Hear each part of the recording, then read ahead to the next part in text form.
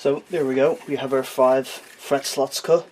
What we're going to do now is mark where we're going to be doing our inlays, and we'll get them inlaid before we put our frets in, because it means we can sand them down and ensure they're all nice and glassy smooth before we put the frets in.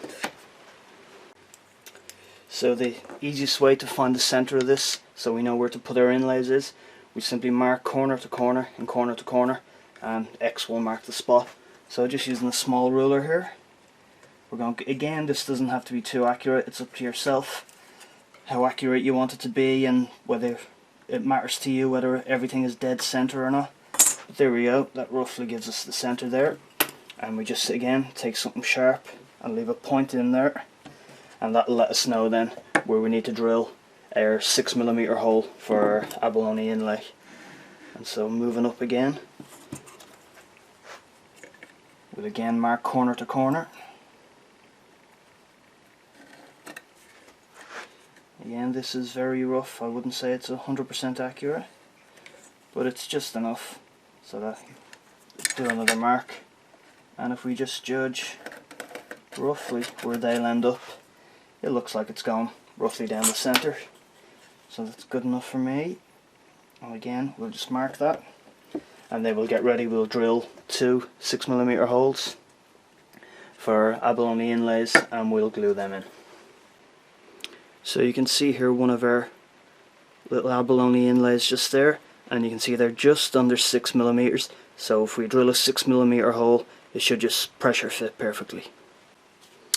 Now I'm using a brad point drill bit. You can see, if we can focus, it just has 2 little spurs on the end just here, which means it should prevent tear out.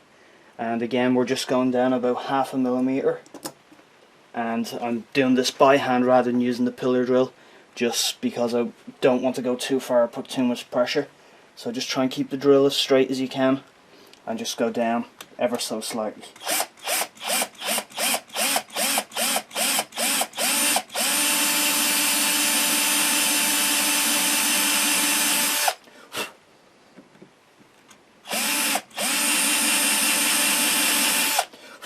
So we've gone down about 2mm there, that should be just about enough.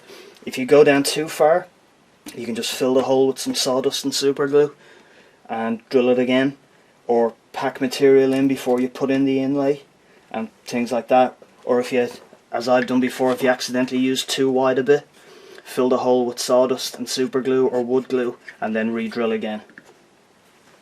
So we'll do our second hole now.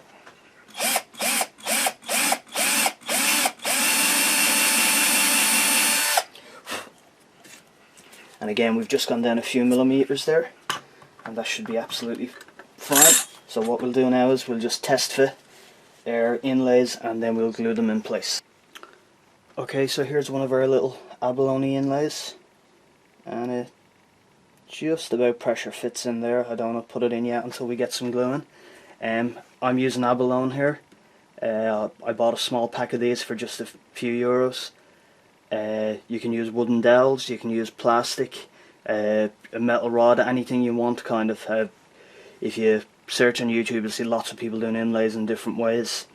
Again, as I said, using wooden dowels or plastic or anything. I just happen to have these and I like how they look. So we'll just put some glue in now and we'll pressure fit this. So just a small drop of super glue. Just enough to fill the hole. And then we'll just drop our inlay in, and then we'll just use a bit of gentle persuasion with a rubber hammer, and that fits just perfectly. And then we'll just wipe off the excess glue. So yeah, that's just slightly proud of the surface, which is good because it means we can sand the whole lot right down and it should sit flush. So now we'll do the same with our second one.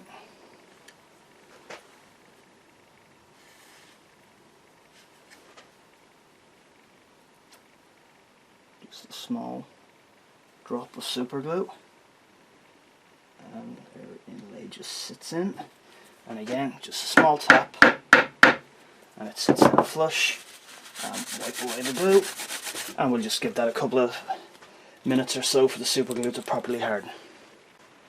Okay, now that the glue's had a couple of minutes to dry, we'll just take some 120 grit and just start to sand it down flush and to clean up the area.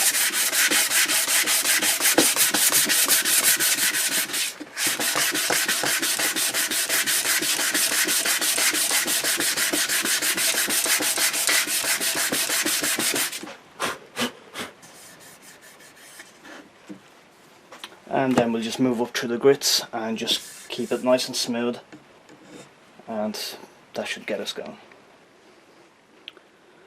Okay, so we've sanded out 120, 240 and 320 grit sandpaper, so it's nice, lovely and smooth. You can't even feel where the inlays are, and they're nice and shiny and look great. So we'll move on from there.